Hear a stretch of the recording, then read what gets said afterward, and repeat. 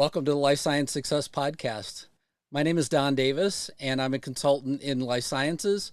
I help companies. I help companies scale and manage complexity and increase performance.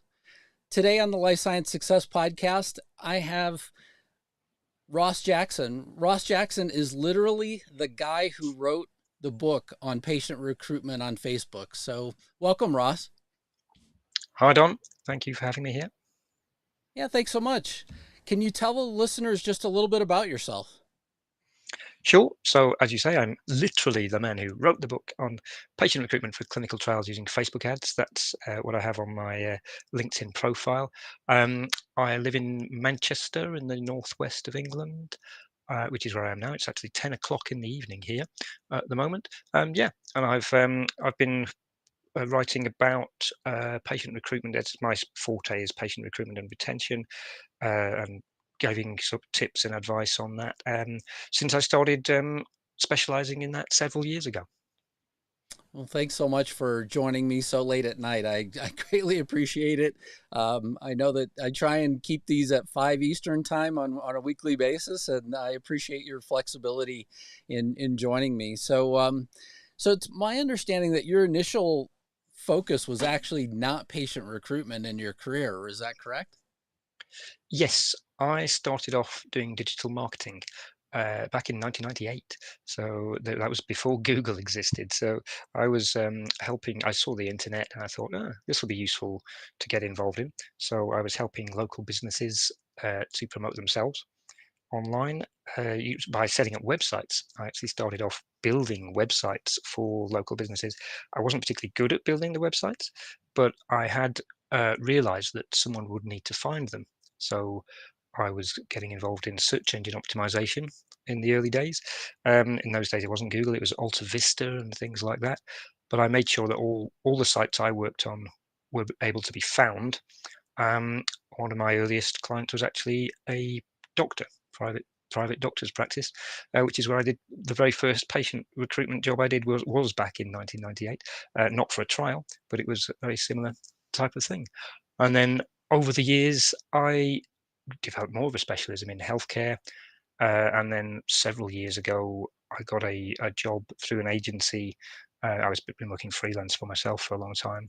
Got a job through an agency to recruit patients for a trial that was actually originally using Google Ads. So I started that. Facebook advertising had sort of started to come good at the time. So I thought, well, let's try this. So we did some Facebook ads and they were miles better than the Google ads. So I then focused on that for a while. So did you find it harder to do search engine optimization before, or do you find it harder to do engine optimization now? I'm not really that involved in SEO now, but I understand the principles. And from what I keep in touch with several people I've met over the years, and my understanding is the basic principles are the same. When Google came along, obviously it became mostly about inbound links. That became one of the Mm. big things, um, and that sort of set the tone. So it's still very much like that. But if you have good content, you should attract good links. I know there's a lot of things other than that, but yeah, it was was it easy then? It was interesting then because there wasn't one major player in the search engine space, so we weren't all trying to do what Google said. You were doing what Alta Vista said, or what Infoseek said, or what Lycos said, or Yahoo, slightly different because it was a directory rather than an actual search engine. So yeah, there was all sorts of different things you would be doing uh, to try and get your website's top of the list. Primarily, it was about metadata and content and things of that nature.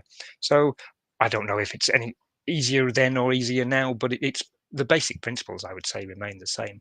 If you've got content that people will want to see find value in, the search engines will reward you for that. So, can you tell the listeners a little bit about your book? Yes. So a couple of years ago, I wrote the book, Patient Recruitment for Clinical Trials Using Facebook Ads. It was basically because I've been using Facebook ads a lot. It's not my only speciality. I do a lot of different things within patient recruitment, but it became my forte. It was the one I niched in at first, and I thought there is no book about this. There are books about Facebook ads. There are books about patient recruitment, but in reality, when I put my book out there weren't many books about patient recruitment either. There had been some in the early 2000s, um, and they were more academic texts, so they were expensive ones. So I thought, okay, there's a gap in the market here for me to put my knowledge into book form. I wrote the book and put it out. It actually became an Amazon bestseller very briefly, which I was quite surprised by, given the niche nature of the subject. But yeah, so I did that, and it includes tips on how to make use of Facebook and digital marketing in general, actually, for patient recruitment, which I hadn't seen anywhere else. Um, some of the earlier books didn't well touched on the fact that the internet existed, but didn't really have much about the internet as being the main means of communication that it is today. So I thought there was a gap there. So I included a lot of principles. So if even, I mean, the book's probably already out of date to an extent. It's not properly. You can read it and you'll get everything the principles are still there, but the way that Facebook looks is slightly different from the screenshots, and it's always evolving. You may have seen some news earlier in the year that you can't target health-related interests now on Facebook. It was never that useful anyway, but it was there. So if, for example, you wanted to target someone with asthma, you might be able to target the Asthma Association or an asthma patient group, that sort of thing, as an interest. I'm not going to go into detail of what that actually means, unless you want me to. But it's explained in the book as well. But it's the behavior that people have on the internet is how you target by interest. So things have changed a bit, but actually the fundamental principles, I reread the book again the other day just to see that it was still valid. The fundamental principles are all there, and it is there are other things in there that will help people if they don't know much about how to target patients online. And is the reason why Facebook is more or better to use, is it more because of the way people use Facebook, or is it um, just the way that the search engine or the search capability in Facebook works, or the targeting capability works, or what is it that you feel makes it stronger? I think it's a combination of factors. It's the volume of people. It's mostly used. I mean, there are more people use Google probably, but you can't really tell, and they're certainly not all using it at once in the same way that Facebook. This Facebook's got lots of different users. I'd say nearly half the population of the world is using it. That's even now. That is still the case. That Facebook is the biggest search engine. TikTok, you may have seen the news, overtook it last year in terms of the number of users for the year, people who visited that domain. But Facebook has more users overall. So I think the volume of people is a big factor. The way people use it is also another big factor. Um, People often are not thinking about clinical trials or participating in clinical trials. So when they're on scrolling Facebook, they're looking for pictures of cats or whatever it is, somebody's dinner from the day before, and they see this ad to think, oh, that's interesting. So it lodges in their mind, and they might click to learn more.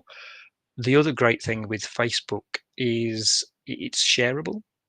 So, for example, if I don't have a particular condition, but I see an advert about a clinical trial for a particular condition, I can think, oh, my sister has this, so I can forward it to her or alert her to it.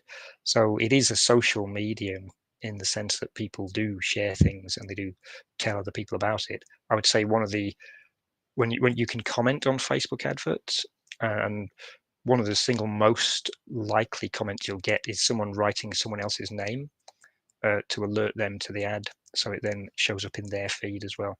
And that's another reason why Facebook is so good. Um, yeah, in terms of general overall, I would say for digital recruitment purposes, maybe 50% of patients are recruited using Facebook, and then there's a lot of other digital means as well, but it's always been consistently the best performer in my experience and other people I've spoken to as well. It's a great, I mean, it's a great sort of testament to the fact that people leverage that platform for lots of things, you know, not just pictures of cats or pictures Yeah, of yeah, steak the night before, but also sort of researching things. I mean, it's funny because um, I more or less converted my Facebook to hobby interests years ago and dropped most everything else that I use it for. And so normally the only time I have it open is whenever I have real downtime, which isn't all that often. yeah, Normally, yeah. but yeah, I mean, it definitely is a great platform for that. And it kind of reminds me a little bit of a past interview that I did. So there's a guy by the name of Yannick Yazklowski who has an AI platform that kind of sits on top of these social media platforms and looks for signals for people that are having, I believe, any sort of symptoms in a clinical trial. So that's what he's looking for. But essentially it's, you know, just looking at the data that's coming back out similarly. And so whenever you go through kind of a process to get started with somebody, how do they get started in terms of looking at the demographics or the ways that they might be able to use Facebook for recruiting? Yeah, well, it's based on the trial criteria really. The inclusion exclusion criteria for the trial will be set, and then it will be presented to someone like myself and say, right, we're looking for these people, and it will usually be 18 plus or 18 to 40 or something like that. You then target those people on Facebook, um, and you can go very broad. Often you can just go. We just want people between the ages of 18 to 50, say, who live in particular areas. So you've got demographic and geographic targeting you could do. You can layer on the interest targeting if you wish, but the other factor I didn't mention a second ago is as to why Facebook is so good is it's brilliant at learning. So when you mentioned the AI platform here, it learns very well as to how people react and what sort of people to show the adverts to. So if you set up your process well enough in the first place, so you would say, right, I want to target these people. Once they've filled in the pre-screener form, you would direct them to a pre-screener form for the trial, which includes probably some of the inclusion exclusion criteria. Once they have completed that, so long as you can track those people, which you should be able to do through Facebook or other means, you can then tell Facebook all those people who got through that pre-screener are the type of people I want to target. Facebook has so many thousands of data points about every one of its users. It will then learn based on the data it receives. So the more people sign up for the trial, the better Facebook's targeting. The more people who go through the pre-screen, the better it's targeting, and they will then target people who are more like those people. So that's yeah. So once you've got the initial criteria you need to target, you can just let Facebook run and it will do its thing and work better. There's lots of things you can do to optimize as you're going along. You know, you can see right, particular age groups are reacting better. Let's target them instead. Particular advert, the content of the advert is a big factor that people often forget that this is an area of targeting. It's the content of the advert. If I'm scrolling through my Facebook feed and I see adverts for, you know, I don't have a cat, so if I see adverts for cat food, I'm not going to be that interested. Um, but if I see an advert for something that is interesting to me, I will stop and look at it. I always compare it to be like browsing magazines on a newsstand. Mm-hmm. You know, I'm not interested in railway magazine, whatever it may be, but if I'm interested in particular music, type musician or whatever, I'll think, there's an article about that person in this week's magazine. I'll look at that one. So it's you can target the people with the content as much as you can by the demographics or anything else. It's interesting. I guess the other question I would have is that whenever you run across let's say an ad to bring you into a clinical trial, um, how does that normally look? I mean, does it say, hey, by the way, if you have, kind of plain text, if you have these symptoms or this malady, you might be interested in this, or what does it normally look like? The advert itself usually would be something of that nature. There's lots of different types of ads you can do on Facebook. Facebook's always pushing their video ads. Hmm. What I've found is that single image ads, the most common type of advert on Facebook, still work better than anything else. This is on your news feed. So there are other ads on Facebook and like small text ads, but the ones that seem to work best, well, have consistently worked best, are images with text on them, which are the ones you're probably most familiar with when you scroll through Facebook. It looks like a Facebook post. Um, Okay. and it will be an image with a headline and some text above it. So that's what it would usually be, and the content would usually say something like the standard default one would be XYZ, or we are looking for people with such and such condition, asthma, to take part in a clinical trial. You can get more creative than that, but that's basically what you're looking for, to try and self-identify the people, because you only want people with a particular condition unless you're going for healthy volunteers, but in which case you'll say we're looking for healthy volunteers to Mhm. take part in a phase 1 clinical trial or something like that. So yeah, the content of the ad would be upfront about what you're asking for.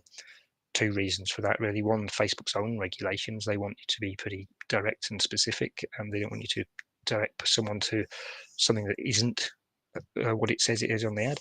And also the ethics committees, or IRBs, the institutional review boards, will also have a say in what you can actually put out there to attract people onto the trial.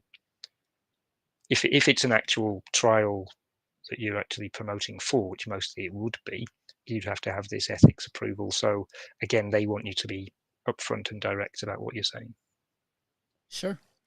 So you've also written a couple of recent LinkedIn articles. Can you tell us a little bit about, what are you writing about, and what are some of the popular topics with people that pick up things from you from LinkedIn?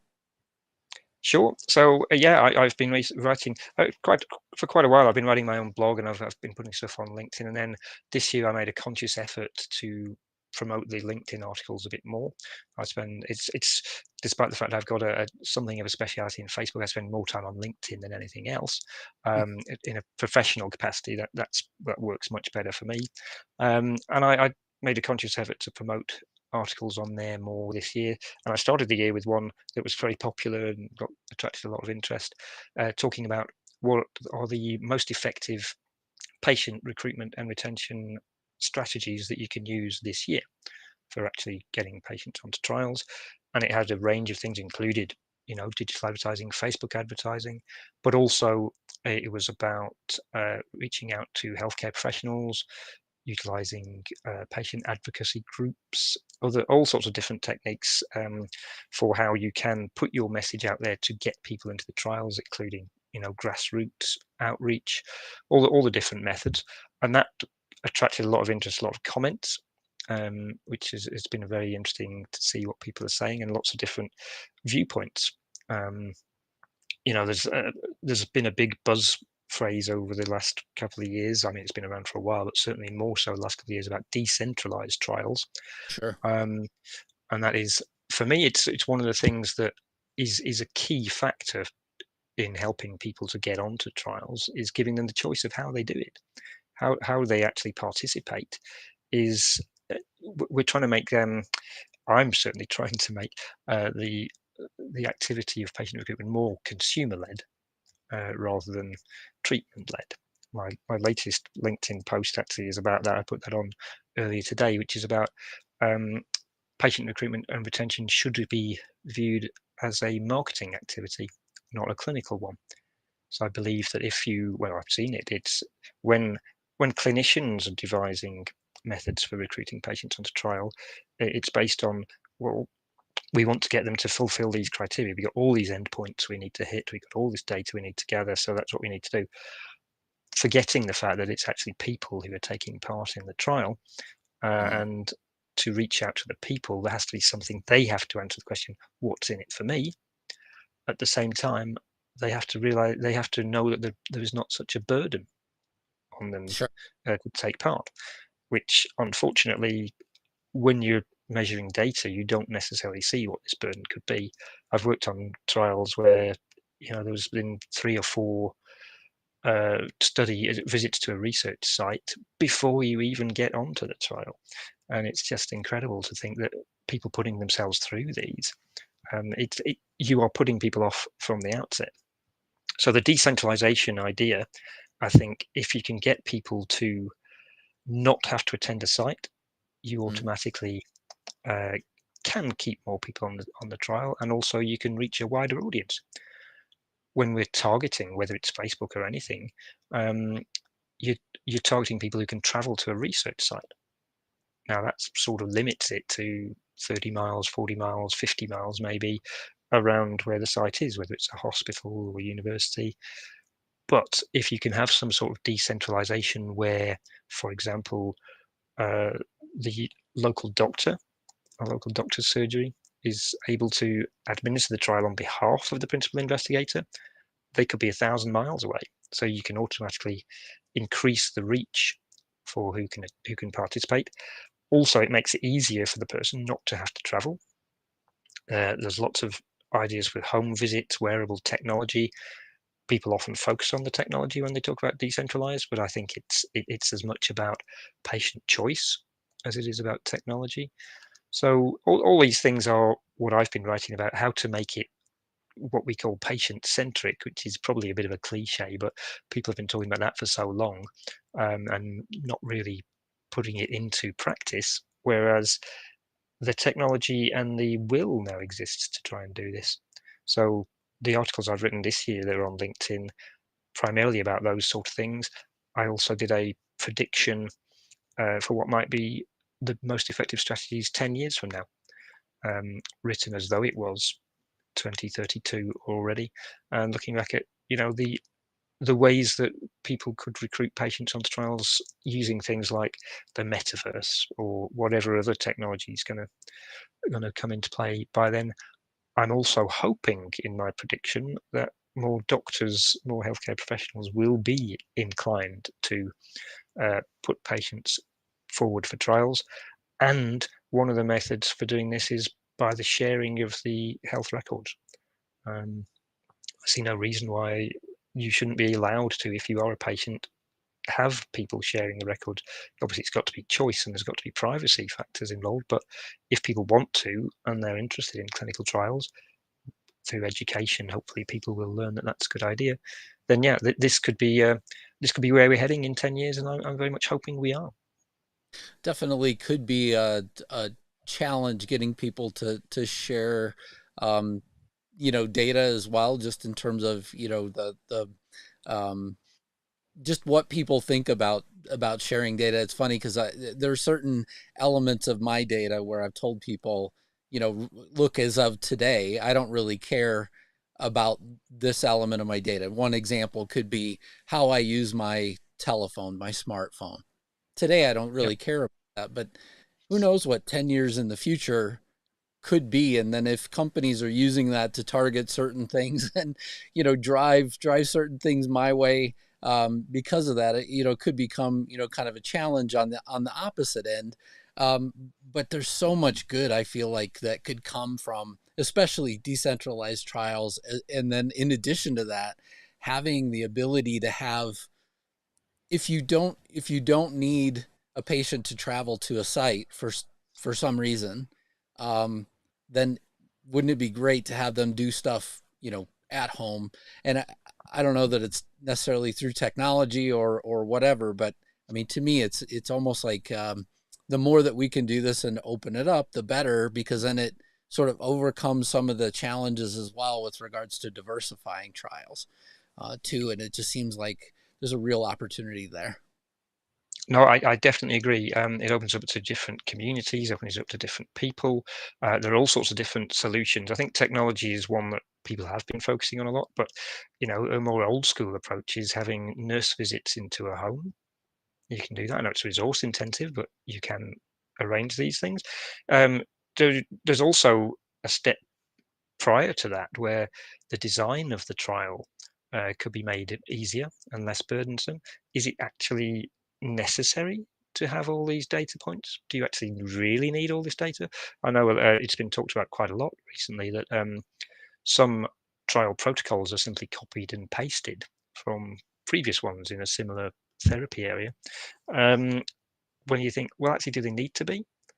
On the other side of it, do you need all this data? On the other side of it, a lot of trials seem to be, the way I see it, seem to be set up to pass the test so that they actually are going to make sure, oh, well, this is great. So they want, people with diabetes with a very low BMI, all this kind of thing.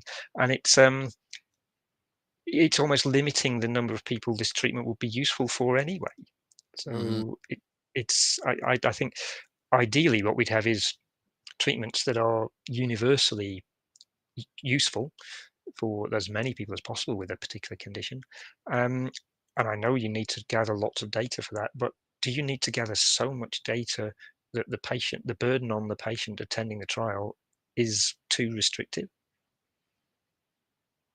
I mean, just a great point. I mean, I think I, I think at the end of the day, it would also be helpful to understand from even the regulatory bodies what specifically, are you looking for in the next round? If you want let's say, today's epilepsy drug to be the same as the one for the next decade, then it's a bit of a challenge for for the regulators as well as for the anybody that's going through the clinical trial, because most likely you're going to have to gather the same amounts of data as any previous drug. However, if certain parameters have kind of already been, decided or could be decided in a way that requires less data, I completely see your point. I mean, is an opportunity to, sort of expand things and, maybe take away less of the copy and paste, but at the same time, sort of be smart about how are we going to run this next clinical trial as well. Yeah, I agree, and I think what some there's a using a virtual trial where you're not, which is not the same as a decentralized trial, virtual trial based on just analyzing the data that already exists without having to get an actual patient on it can actually help with those kind of things because you can already set some parameters based on the information you've already got. Yeah, for sure. So right now you work for a company called Prime Global. It took me a little bit to get that out. So, Yeah. what does Prime Global do? Yeah, Prime Global is a medical communications and market access agency that has also built up a patient center of excellence and also recently added with a health economics and real world evidence agency as well. So it's offering a lot of things to the life sciences, pharma industry effectively. Um, Started as medical communications and then has expanded into doing lots of different things that are relevant to try and effectively achieve the best outcomes for patients. I was brought on board last year into the patient team. So patient engagement was where they started off with the patient team. Then I was brought on board for patient recruitment to expand that. So what I'm doing is spending a lot of time talking to people about the best solutions that they can offer for their trials to actually make them work better. So we can do some stuff in house. We've got a digital team that's very good at that, and certainly Facebook ads is one of the things that we're very good at. Also other digital and social media, but also I'm in touch with lots of different people. I'm always listening out for new solutions that can be used, whether it's decentralized or otherwise. Um, One of my LinkedIn articles from I think it was last week was about of the range of different solutions that are available in case people are not aware of what they are. And this is about talking to people who manage the trials and saying, okay, well, what you're doing at the moment for patient recruitment and retention is not working that well. Let's have a look at this, try this bit, try that. That bit isn't working at all, so shut that bit down and then replace it with these things. And it's basically consultancy role and advisory role to try and get the best outcomes for people who may not know that there are things around that they could use. So one of the things that also came to mind for me is, what are some of the bigger challenges that people are running into today with regards to clinical trials? Yeah, I mean, patient recruitment is a perennial one. It always surprises me that since I started in the industry several years ago, it's always surprised me that that is still such a problem because it's such a well-funded industry and they haven't cracked this. Uh, well, my post today was about, I think the reason is because it's viewed from a clinical viewpoint rather than a marketing one. Um, Specific problems, though, COVID has certainly caused a problem. Here in the UK, we've dropped all our restrictions now. There are no COVID restrictions in place, particularly, so you don't have to wear masks and that sort of thing. So there's advisory, but it's not actually that you have to. I know that's not the case everywhere around the world, but that certainly caused an issue for everything I was working on. Stopped. All the trials just stopped in March last. Was it last year? Was it 2 years ago? 2 years ago now. Blimey, 2 years ago. Literally 2 years to the day, isn't it? So yeah, so that's caused an issue, and I don't think that's going to come back very quickly. But people did look at other solutions, which is where decentralization has become much more a priority for people, despite the fact, decentralized trials have been around for, well, almost 15 years. They could have been doing them, but anyway, it's the industry has finally caught up to that. So that's a challenge. I think, sadly, I fear the industry has missed an opportunity. There was a lot of positive thoughts and positive media about pharmaceutical companies and the industry as a whole during COVID. I don't think we've managed to capitalize on that as well as we might, sadly, because that would have been a great opportunity. Um, One of the things there, I think, is the way that people view the pharmaceutical industry. Well, sorry, the way that people view clinical trials has come more into focus. It's quite likely that 2 years ago, the majority of people in the world did not know that clinical trials even existed, whereas now everybody in the world knows that there is such a thing as a clinical trial. Yeah. They may not know that there's a clinical trial for their own condition.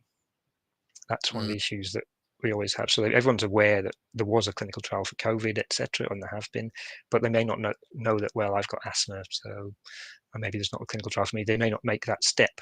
Um, I'm pretty sure 10 years ago, before I started to get involved with trials, I was probably aware that they existed, but did I pay much attention to it? Would it have occurred to me that there was a whole industry around there? Maybe not.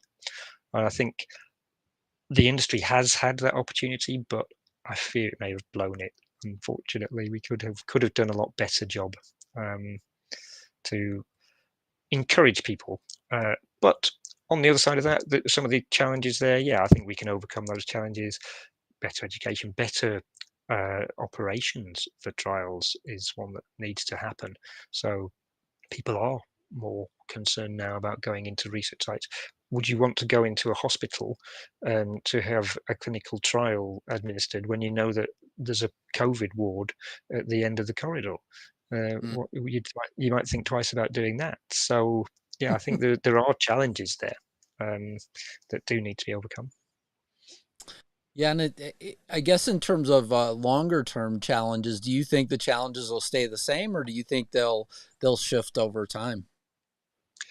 I think they'll probably stay the same, and there'll be new ones that will come up. I think there's one of the big challenges that you see on the ground with clinical trials, or like I'm talking about the site level, say, is the technology that's there, the number of different pieces of software and systems that the sites actually use in order to administer a trial is increasing, and it should really be decreasing. There should really be some kind of centralization of this data. Having more data is a very good thing, um, but it shouldn't be that you have to log into 8 different programs to actually record the data. So Yeah. that's the challenge for administering trials, and I think that's probably going to get worse before it gets better, Mm. because all these new solutions are coming into the market, and for whatever reason, nobody has yet standardized the basic platform in the way that, say, Microsoft did with Windows, or Apple has its own stuff, or Google with Android.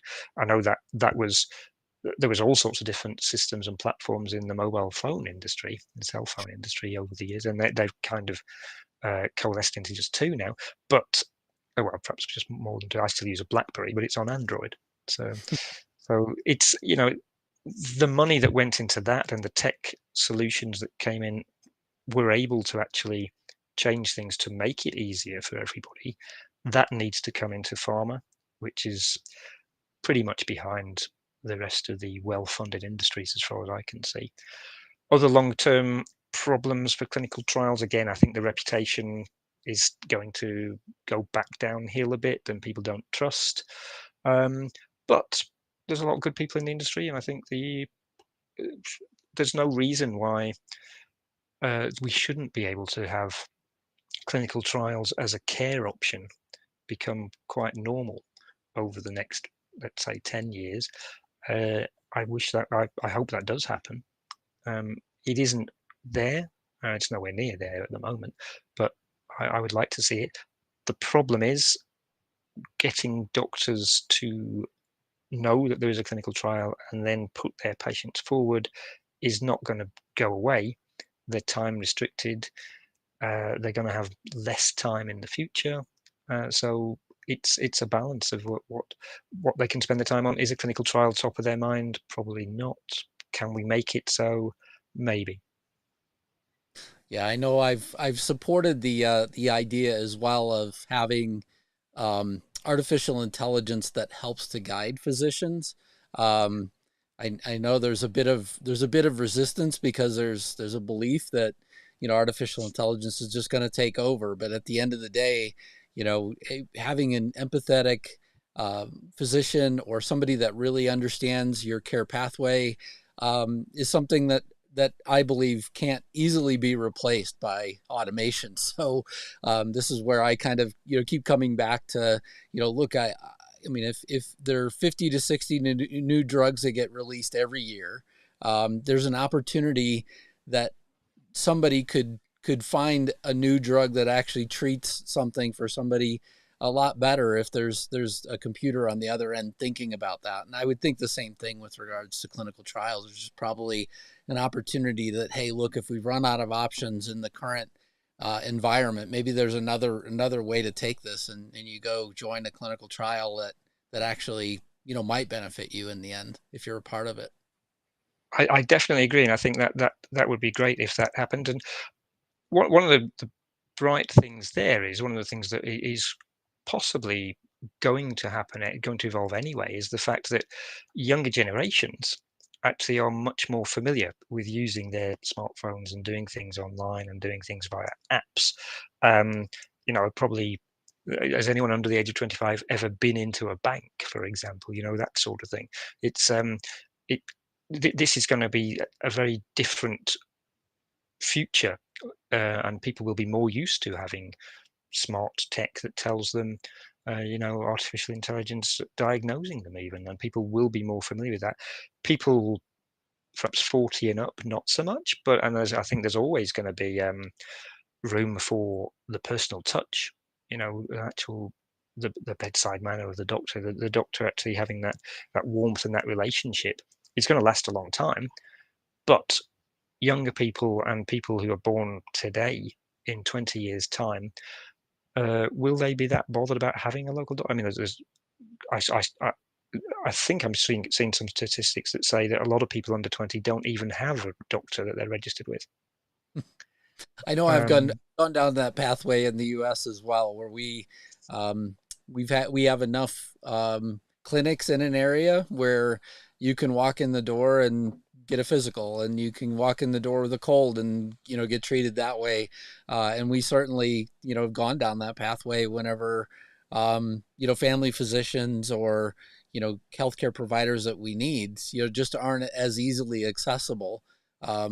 So I've just lived in parts of the world, and one of them is Maryland, in the U.S. On the East Coast. Family physicians were hard to come by, and it was a yeah, lot easier to drive down the street to a clinic and just say, hey, look, I have this problem, or I need a physical, or whatever. And we just didn't have a family doctor.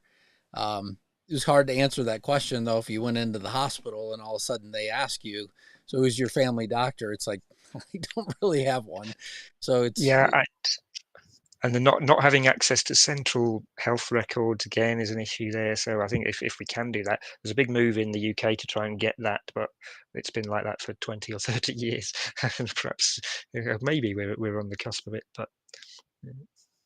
Yeah. So I have three questions that I ask every guest. Ross, what inspires you?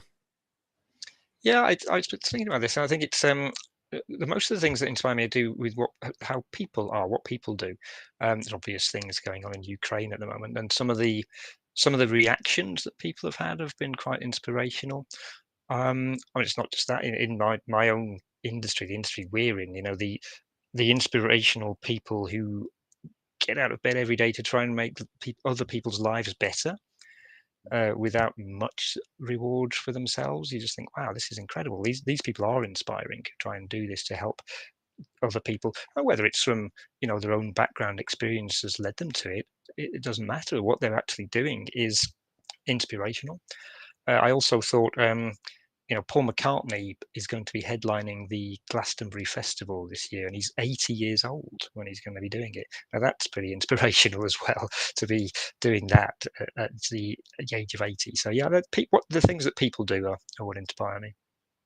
I think, I mean, at least for me, but throughout most of Paul McCartney's life, for most of my adult life, it doesn't seem like he's aged all that much. So No, he's doing something right. So on that side of things, yeah, I think you're right there.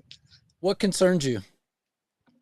Yeah, well, Ukraine is obviously a concern, and then how that may develop. But it's not just there, obviously. I mean, there's lots of flashpoints around the world and lots of terrible things happening around the world. So it's a concern in general. It's a concern. It's almost a cliche, that isn't it? It's a concern that everybody would have.